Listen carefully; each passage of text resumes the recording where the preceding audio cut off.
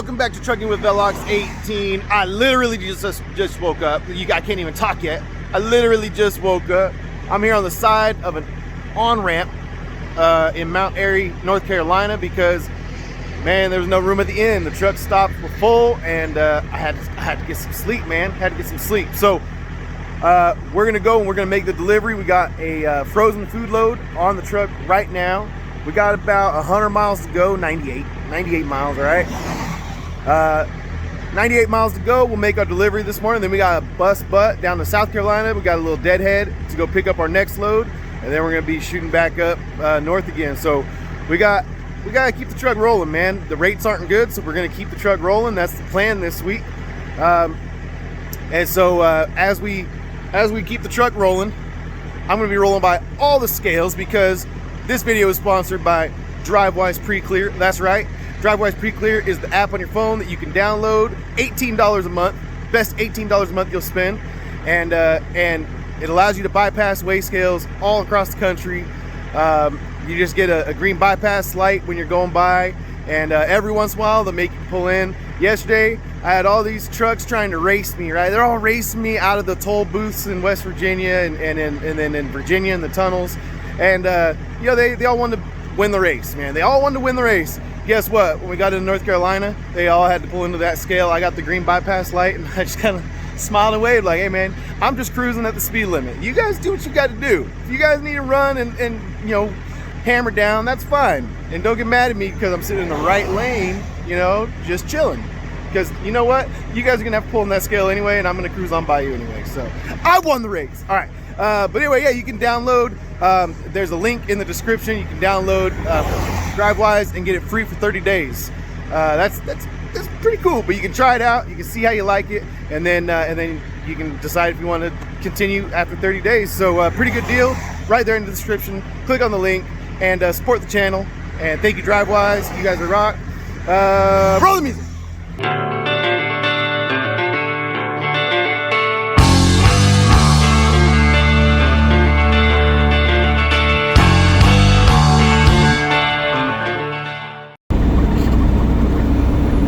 We're trucking down 77, almost to Charlotte, North Carolina, and we'll grab one of the little bypass highways and then kind of like bounce back north a little bit to get to Concord. I can cut over in Davidson and go, through Steph Curry country, where Steph Curry went to college. But anyway, I can cut over in Davidson and save some miles, but it would be longer, so time-wise. And we got about 20 minutes to spare, but I don't know my way around over there, and I might need that 20 minutes if I miss a street or miss an exit, or who knows, you know. I usually like to give myself about an hour of lead time, but we just didn't have it this time. I started as soon as my 10 hours was up, and I didn't want to do a sleeper berth split because as soon as I get done delivering over here, I got to run down to South Carolina. So just kind of one of those things where it's like I had the time I had to do what I needed to do, and we did it, and I should be there about 20 minutes early, but yeah, we'll see. But anyway, I'll catch up with you guys when we get over there. I thought those lakes were kind of cool.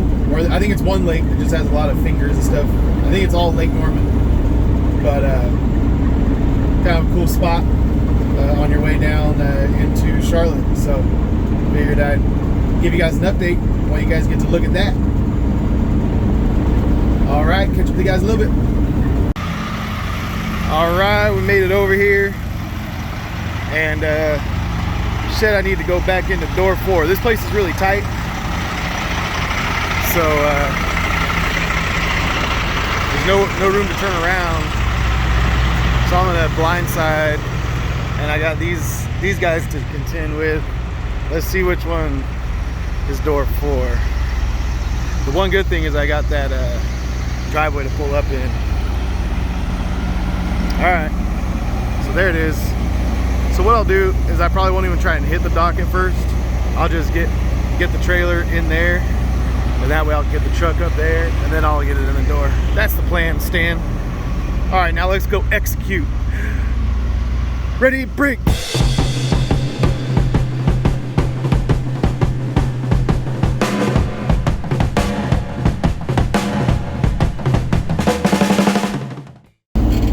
All right, just got out of there.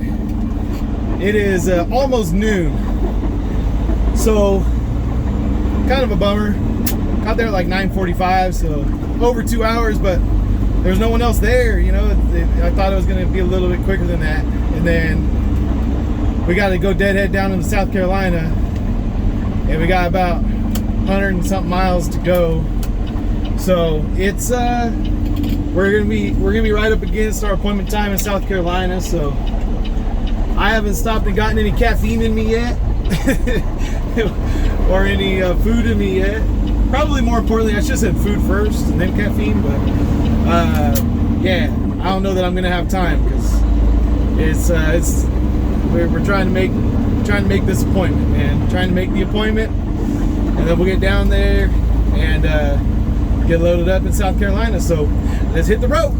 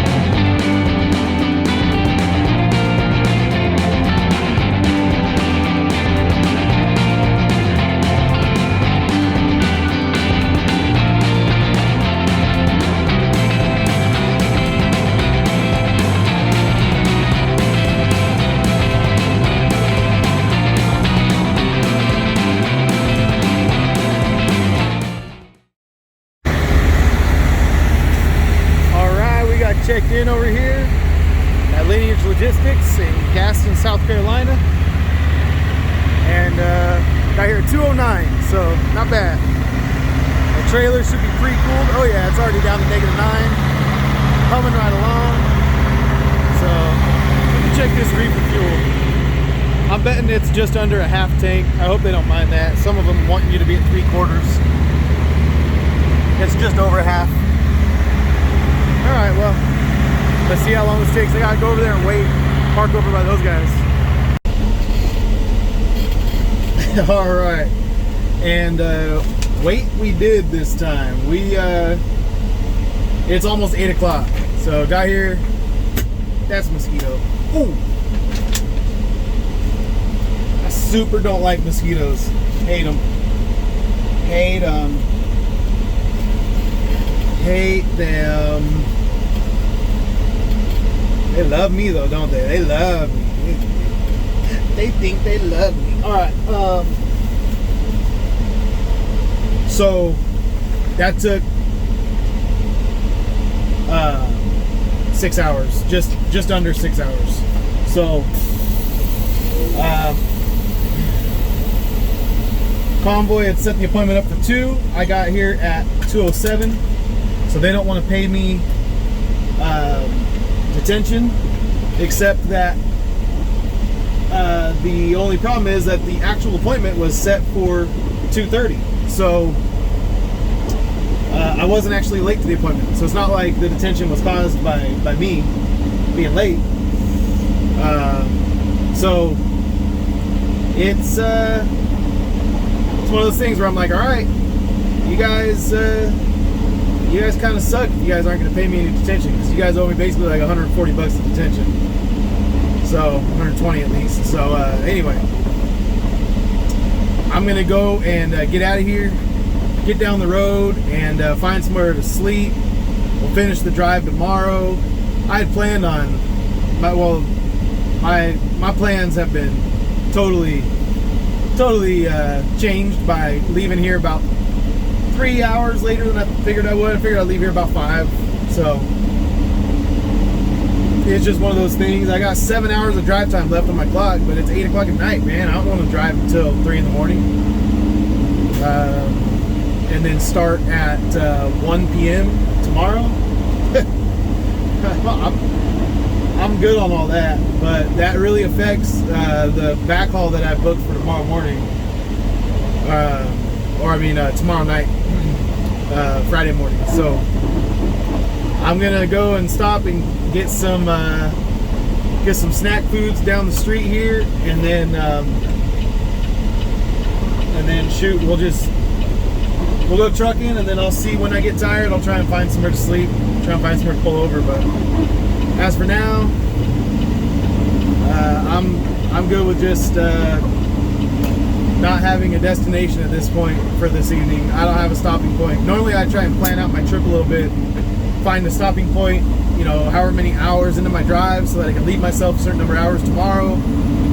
And I can't do it right now, man. I can't do it because of I don't know how I'm gonna feel, and I'm not gonna like push myself. I'm just not. If I gotta fall off a load tomorrow, I gotta fall off a load. If I gotta deadhead home tomorrow, after I get unloaded, I'll deadhead home. I'm at a point where I just don't care. But anyway, all right.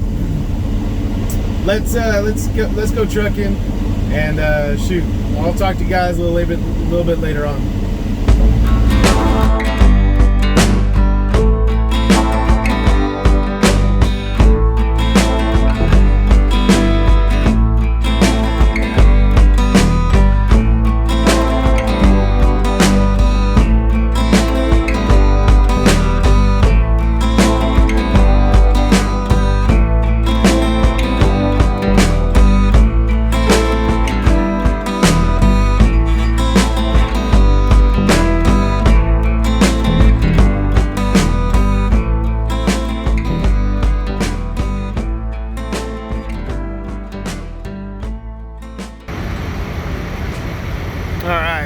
Wasn't that a cool sunset? That was a cool sunset. I like driving west in the evening time. But anyway, we're over here. We made it all the way up into Tennessee, up past Knoxville. We're headed north on 75 now. We're gonna get up into Kentucky pretty soon. But I think I had to stop and get some fuel, and I think I'm just gonna call it a night. But there's no spots available in this little truck stop. I was hoping this one would kind of be out of the way and hidden, and nobody, and the ladies inside even said, yeah, normally we're not this full. I don't know what's going on tonight. So I don't know, every on-ramp and off-ramp I passed all through like the gorge and all of that, it was just packed with trucks. There's just nowhere to stop. So I don't know, I guess I'll just keep on going a little further and see if I can find somewhere safe to park and take my tent off somewhere down over there. I don't know. Let's go. Jeez, guys, this Walmart parking lot, this Walmart Supercenter parking lot looks like a truck stop. There's so many trucks in here. Man.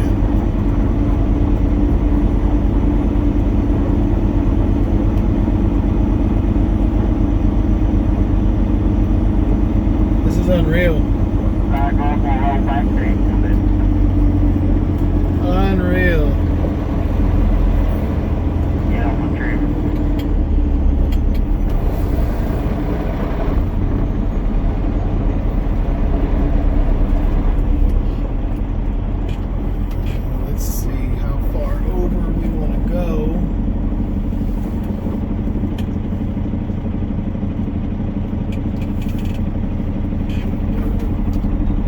Crazy, I'm telling you, this is nuts.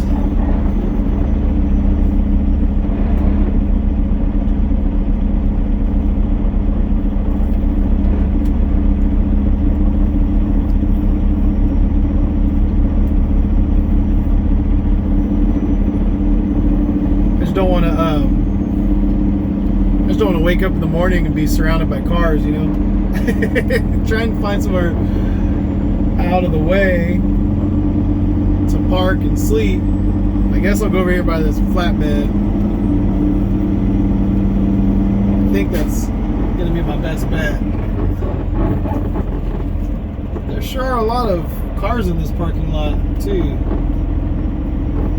Kind of weird.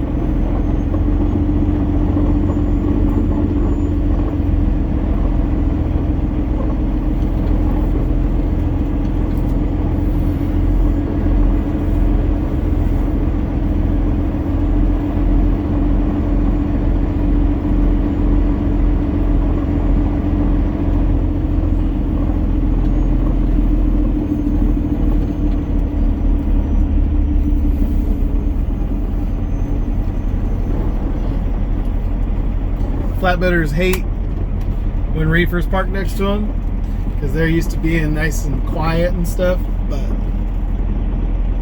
I really don't have anywhere else to be, man. I gotta do what I gotta do. All right, I guess this is where we'll call it a night, and we'll go and make this delivery tomorrow. We'll have an appointment until like 6 p.m. Central Time, so we've got time in the morning, but once we get there, we got to make that delivery, and then we got to hurry up and hurry down to make our pickup down in Kentucky. So we're going to be crunched for time. Once we get to Kentucky to make our pickup, we'll be running close to running out of hours, so we'll see what happens. I'll see you guys in the morning. Good night now. All right, good morning, everybody. I woke up over in Walmart, and then I drove over here to this little truck stop, and I ran into Richard. What's up, Richard? What's up, Nick? So that's his red Peterbilt back there. Pretty bad truck. And anyway, Richard, good meeting you, bro. Good meeting you, brother. Yes, sir. Truck him easy. All right, we're going to hit the road after I get some McDonald's. Cool, bro. Nice, brother. All right. We're headed right here from Tennessee up towards Kentucky. So we'll be in Kentucky in no time. Roll through Lexington, Louisville, over into Indiana at some point. Kind of depends on when I want to cut over, but looks like I'll go all the way up to northern Kentucky and then cut over up there. Looks like that might be the best way. So anyway, I was talking to a friend last night, and one of my best friends back in California, in Southern California, met him like 10 years ago, something like that. And he was one of the most godly men that I know, prayer warrior, just the kind of friend that you need during times like these. So I was talking to him, and he was like, man, so you've just been all alone, like in the truck since this happened. I'm like, yeah. And while it was happening too, I was on Zoom calls and stuff, so I was like there but not there. And he was like, man, it's tough enough to deal with this, you know, like surrounded by your family, but dealing with it in isolation is just so much more difficult. And I was like, yeah, it wasn't intentional. I don't think I'm some tough guy or something. And he was like, man, you just need a hug. I was like, I do. I actually haven't even had any human contact since I left out last Thursday. And he was like, man, that is so not good. And I said, yeah, well, I'll be home Friday, you know, which is now today, that's tomorrow. So I'm one day away from going home and seeing my wife and my kids and getting some hugs in. But anyway, so I say all that because this morning when I met Richard, once again, good meeting you. You know, he dapped me up when he met me. Kind of gave me the bro hug, if you want to call it that. The one you give to your homies. You know, kind of like, well, you guys know what I'm talking about. He dapped me up. So, tried to explain it like if my mom was watching, like how would I explain getting dapped up? But anyway, I was just driving right now and I thought about it and I'm like, man, I bet my friend back in California prayed for someone to give me a hug today, because that was I mean, it wasn't the hug that I need from, you know, my wife and my kids, and you know we'll do some full embraces and there'll be tears and everything else, but I got some human contact this morning and broke that ice of just being isolated. And as much as you kind of want to isolate when you go through tough stuff, it's really not good to try to, I mean, I know I'm working, so it seems like I might be just kind of like trying not to deal with it, but in all actuality, I'm trying to deal with it as I'm working. You know, I'm looking at pictures and getting all the messages that people have sent. You know, I'm reading all those and stuff, and it's tough, but you know, I'm not trying to avoid it, which I think is one of the reasons why I'm continuing to make videos. I don't like just like faking happy and faking, and like, cause then it's like, well, number one, it's fake, and I hate fake stuff. But then number two, like, when something real is happening, then you don't, you know, it's like we have this like false idea of what life is when we watch, you know, vloggers or YouTubers or even television and movies, even reality TV. It's like, that's all like, it's not like the real stuff, and the real stuff is hard sometimes. Like this, like, death sucks, but it's real, and everyone has to deal with it at certain times, and some it's worse than others, and or more tragic than others, and so you know, just it's part of life, and you know, I think also it's part of trucking, and you know, we all have to make decisions about you know, how to make a living in trucking, and how to, you know, put our kids first, and all of that kind of stuff while we're trucking. And so I like to show the difficult decisions we make, and whether it's a right decision or wrong decision in your eyes, I just show the decision I made and try and give reasons for it, and then let you guys kind of hopefully learn from it. And you know, it's all just real. You know, it's just, this is what trucking is like when your dad has been fighting cancer for 2.5 years, and you know, the doctor says he's got 2 months left, so you book loads, and then you know, you could back out of the loads for sure, but then also I'd be losing out on the money, because I've got time I got to take off in the next couple weeks for you know, my son to go and do orientation at school, and then also, you know, the what I knew was an inevitable trip to California for the funeral. So I was thinking about trying to truck my way out there, and then there just wasn't enough time. There just wasn't enough time to take loads out there. So anyway, so I say all that to say, like, I'm not avoiding it, and I am like trying to do my best to process this whole thing, and not kind of be not be avoiding it and trying to act like, you know, I'm good. No, I'm good, man. I'm solid. Like, nah, I break down and cry multiple times a day, but you know, I'm just showing you guys what trucking's like. So this is what my experience in trucking is, and hopefully yours is a little different than mine. Hopefully you live a little closer to your dad, or you have you know, you put yourself in a position where you can be there at that time. But yeah, there's real life stuff here. So that's what you get when you tune in to Trucking with Bellox 18. You just get whatever I'm going through is what is what you get. That's it.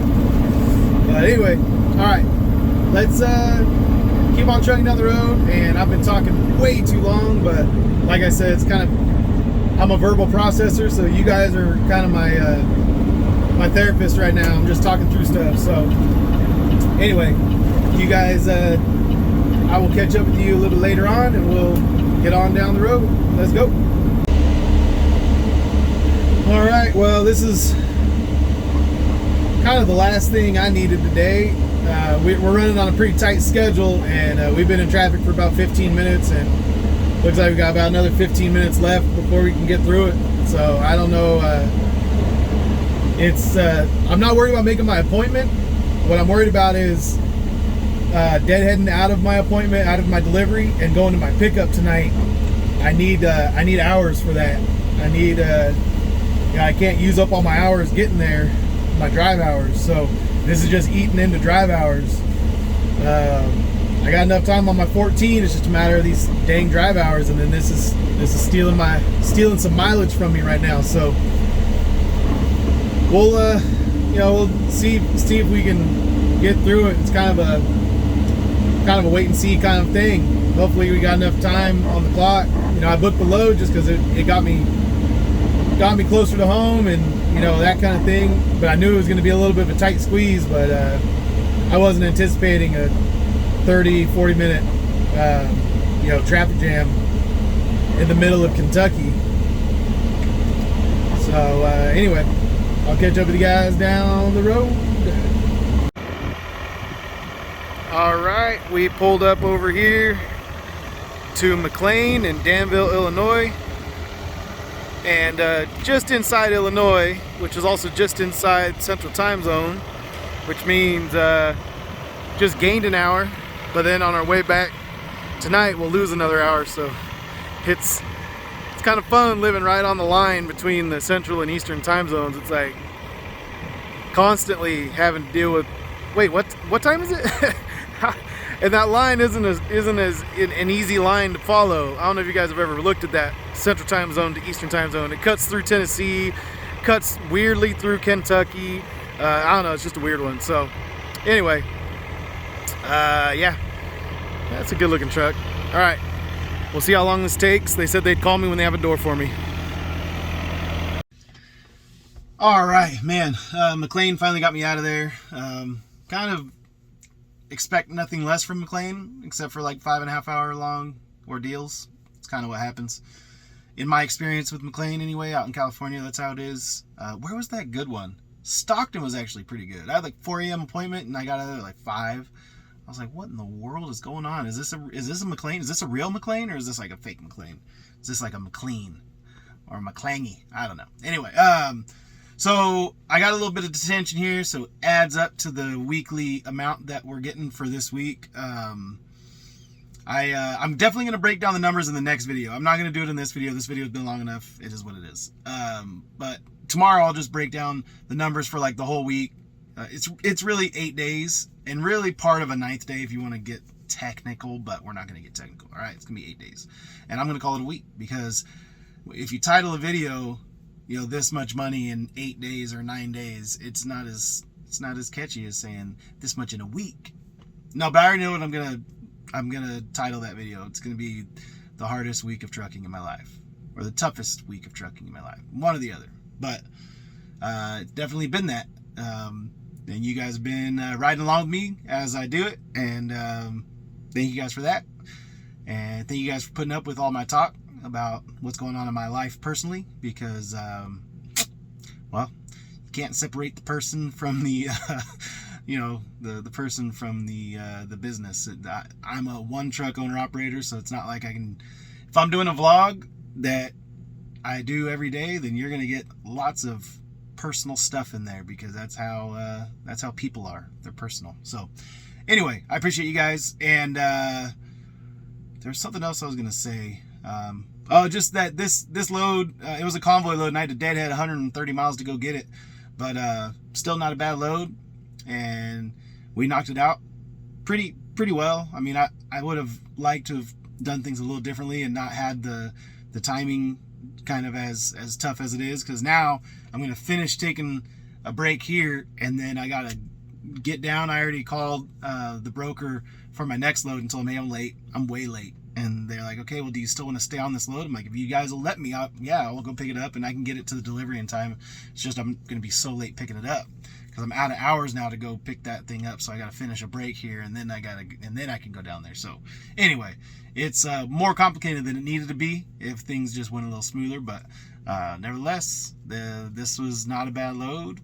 It ended up being $28.50, a little over $28.50 to come up from South Carolina up here, and it was like 700 miles. So pretty much $4 a load a mile. You add in the 130 deadhead, it's like 800 and something miles and $2,800. So I don't know, do the math.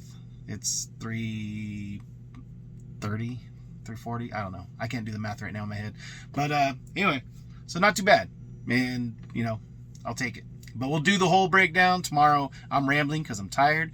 We're going to wrap this video up. Love you guys. Peace out. See you on the next load.